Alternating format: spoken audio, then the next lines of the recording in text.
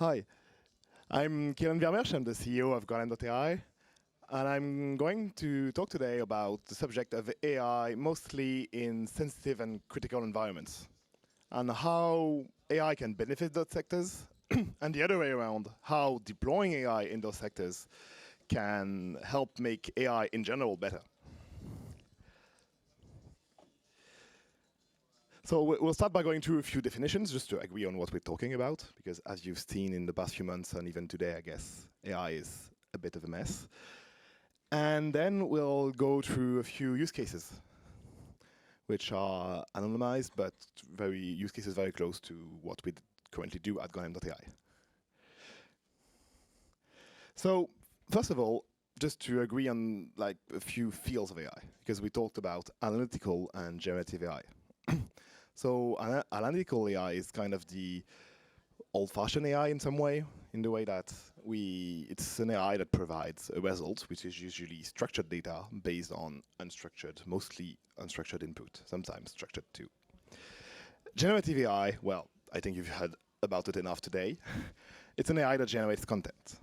The fun thing here is that I've built a structured slide here with use cases for both, and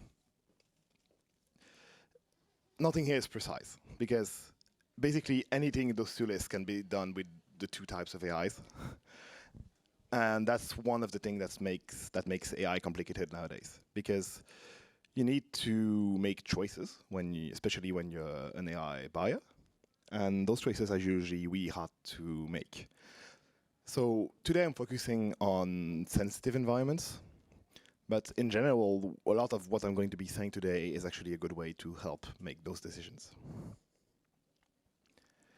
So what is a sensitive or critical environment? That's just to be more precise about what we're talking about.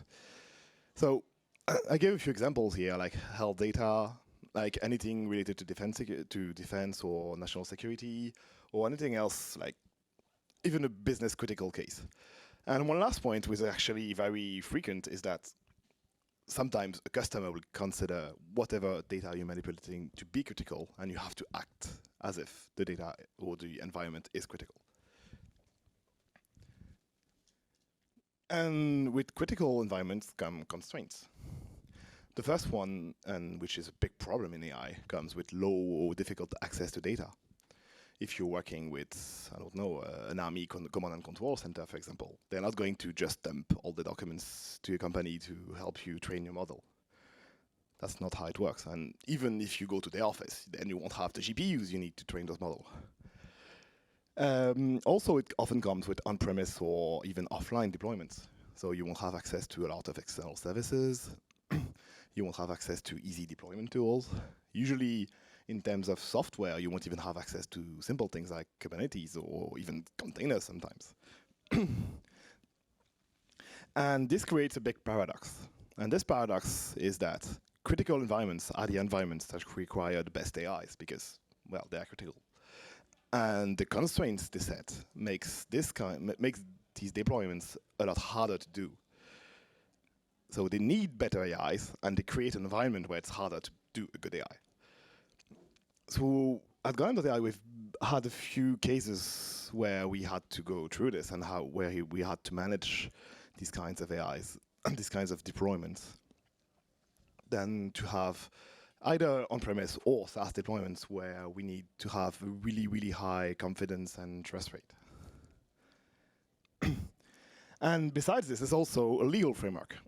And I think we had a really good introduction to this morning. Like some people are getting even angry at this, because the legal framework is created in a lot of complexity, often for good reasons, because regulations are needed. We know what happens when you don't have them.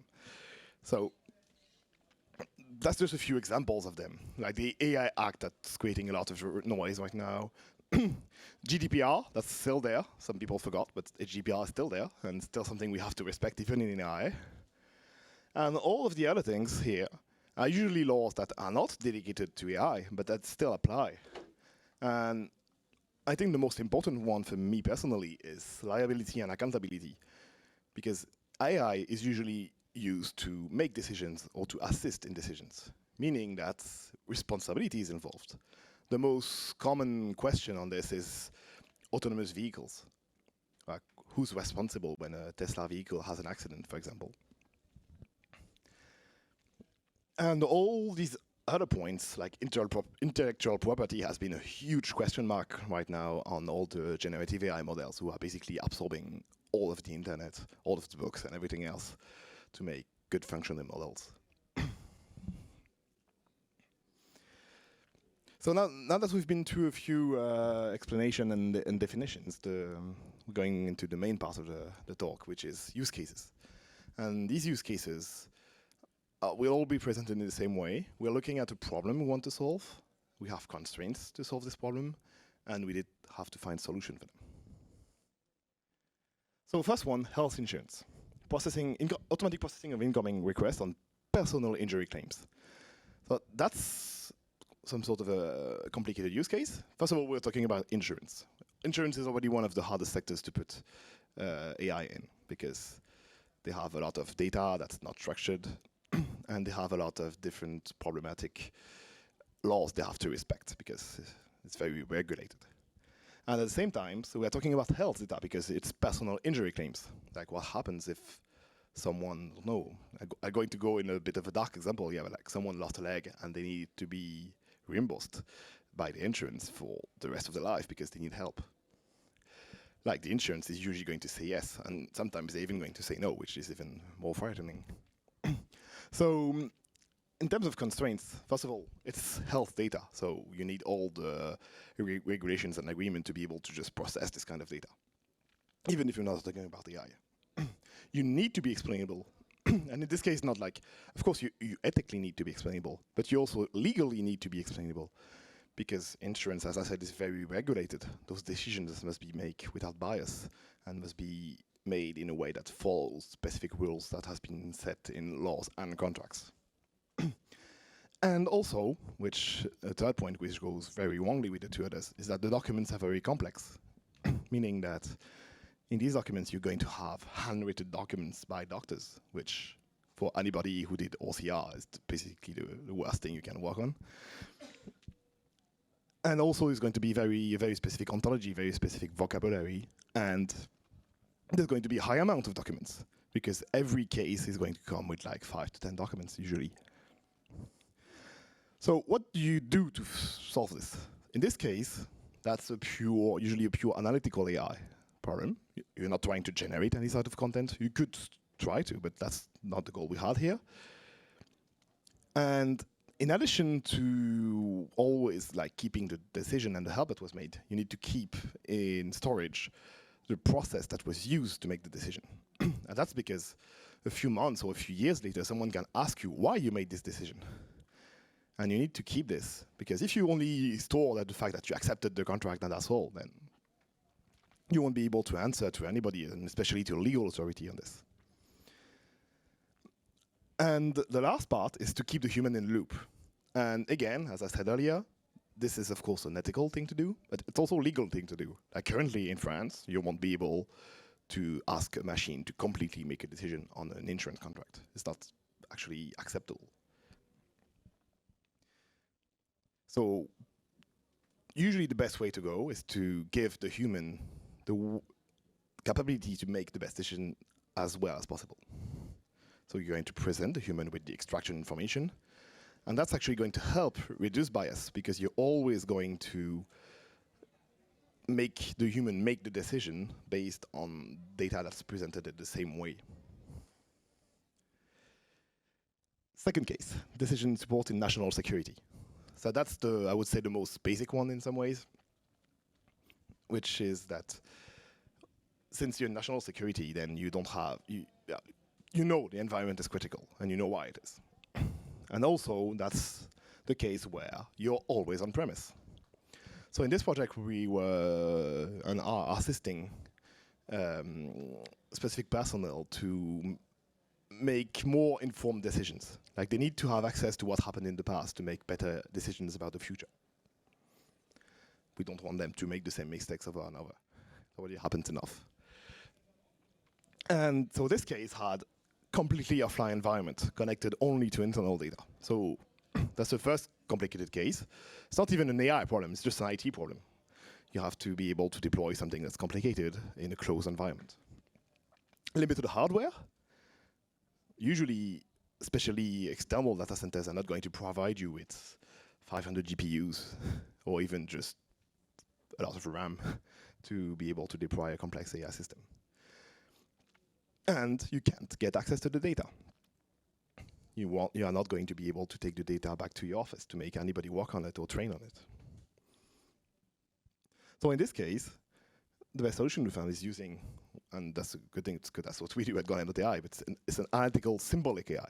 And symbolic AI, for those of you who don't know, is AI that's trained on structured data, not unstructured data. So it's not trained on example, it's trained on a structured ontology and structured relationships between those elements in the ontology.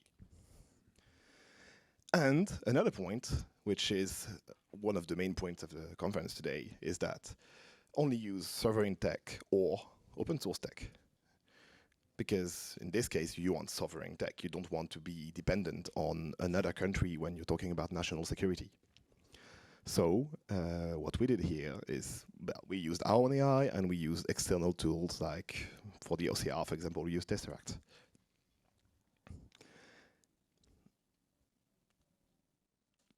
Third case, core business deployment.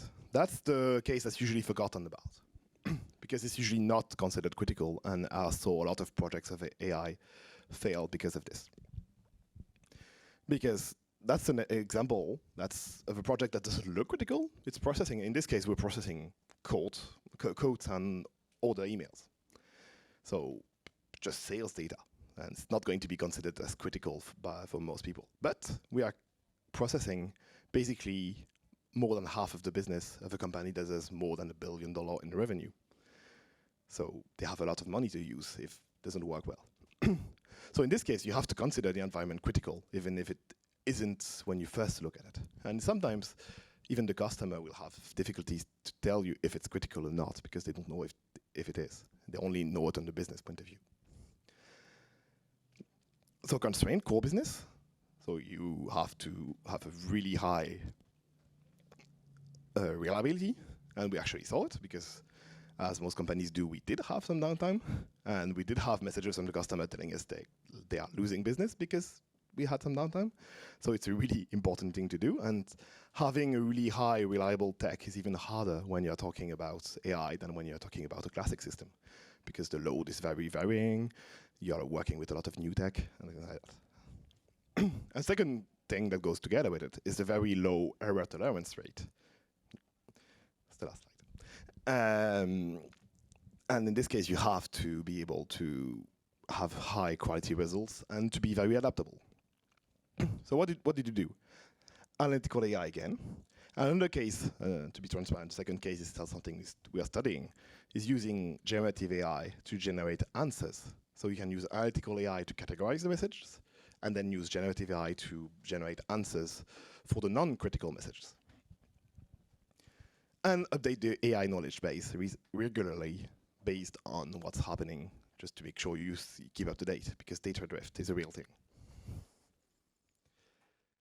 So, as a conclusion, the main thing I want you to remember from this conference is that the critical environments are less than 5% of the market. So it's not that big of a market. But the main thing is that making AI that works in critical environments makes better AI in general. Because if you make those AI work in the best way, then you'll be able to make those AI work also in very simple environments and in environments that don't have all those constraints. And that's why there's so many good tech we have right now that comes from the medical sector or from the military sector. It's because they were built in complex and hard environments, and now you need them in your general life. Thank you for listening. Amazing, Doug. Thank you so very much, Killian.